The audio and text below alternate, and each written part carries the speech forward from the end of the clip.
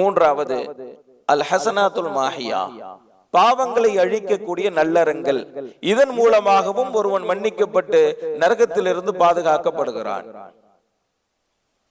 நபி ஸல்லல்லாஹு அலைஹி வஸல்லம் அவங்க நிறைய சொல்லி கொடுத்துருக்காங்க.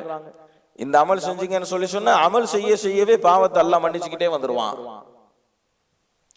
100 தடவை சுபஹானல்லாஹ் சொன்னா 1000 நன்மைகள் எழுதப்பட்டு 1000 பாவங்கள் மன்னிக்கப்படுகிறது. நபி ஸல்லல்லாஹு அலைஹி வஸல்லம் சொல்றாங்க.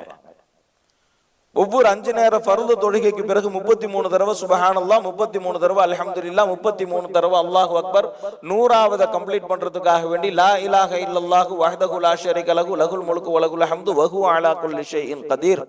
அல்லாஹு ஜல்ல ஷானஹு வ தஆலா கடல் நுரை அளவிற்கு பாவம் செய்தாலும் மன்னித்து விடுகிறான். வெறும் விக்ரால மட்டும் நம்மளுடைய பாவங்கள் அழிக்கப்படுறதில்ல, பல்வேறு காரியங்களை நபி ஸல்லல்லாஹு அலைஹி வஸல்லம் அவங்க சொன்னாங்க.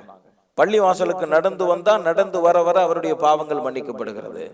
ஒது செய்கிறார் என்று சொன்னால் ஒது செய்ய செய்ய அவருடைய பாவங்கள் மன்னிக்கப்படுகிறது.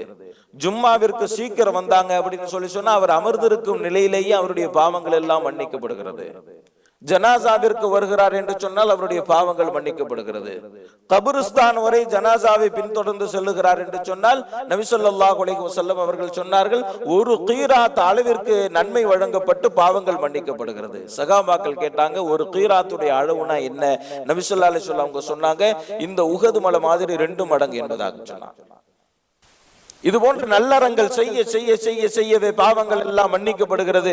இதன் மூலமாகவும் ஒருவர் நரகத்திலிருந்து தன்னை தற்காத்து சுவர்க்கத்திற்குள் சென்று விடுகிறார். 3